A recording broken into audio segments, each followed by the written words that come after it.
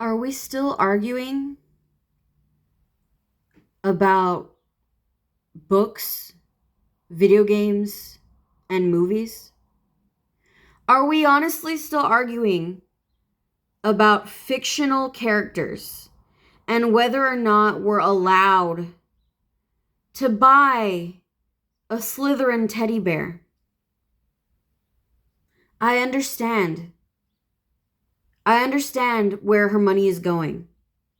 I'm not buying Harry Potter memorabilia anymore. But I'm not gonna set anything on fire. And I understand it was emotionally cathartic for you to set your Harry Potter books on fire. I understand that it was emotionally cathartic for you to get rid of your Harry Potter teddy bear and your Harry Potter sweater and your Harry Potter DVDs. I'm not gonna get rid of my Slytherin teddy bear. I'm not gonna spend more money on the Harry Potter Empire. I'm not going to go to the Harry Potter theme park, which I've never been to. But I still write Harry Potter fan fiction. I still read Harry Potter fan fiction. And I still really, really love Draco Malfoy. Do we still need to argue about this? Do we still need to make new videos about this? I understand it's emotionally cathartic for you to point out all of the books that came before Harry Potter.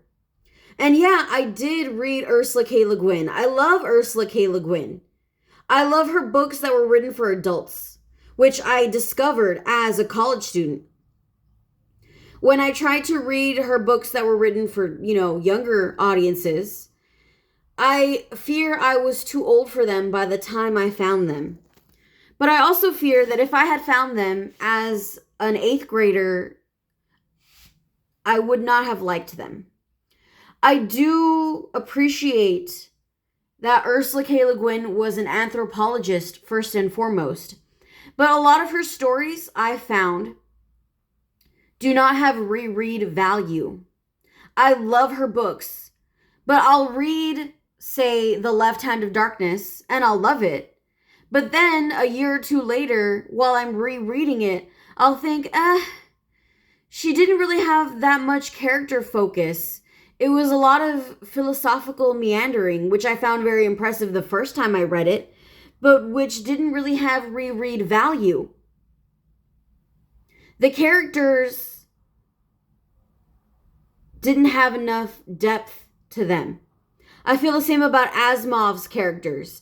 I loved his I, Robot short stories the first time I read them as a college student, but when I tried rereading them later, I found that his characters didn't really have a lot of depth to them.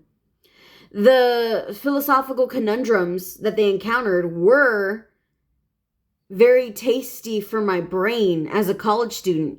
But when I was older and I was rereading the stories, I found that I did not care about the characters and their plight. There's a difference between a story that is really intelligent and really politically relevant and a story that has characters that you can latch onto. And I'm not saying J.K. Rowling is this genius character writer. She is not. She isn't.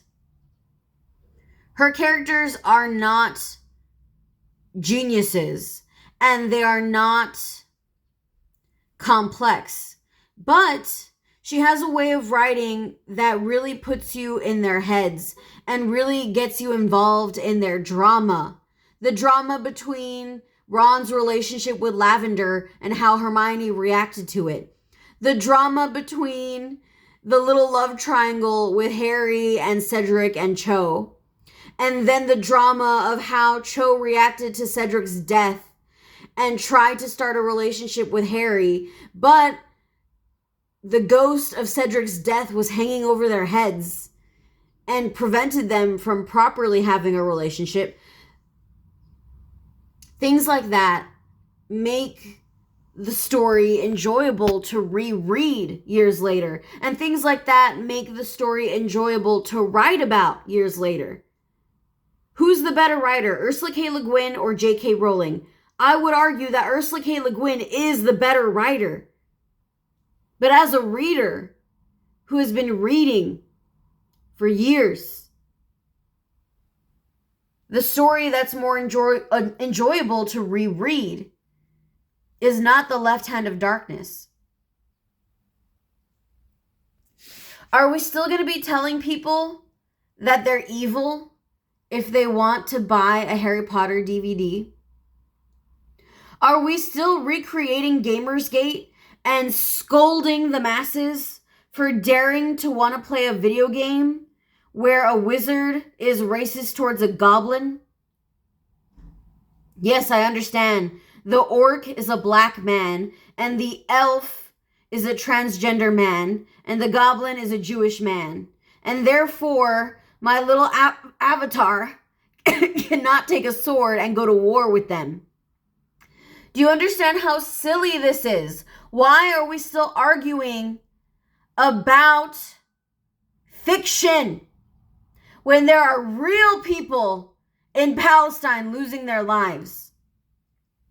If we want to mobilize real people and help them feel empathy towards real people, I think the left should stop wasting its time obsessing over Harry Potter.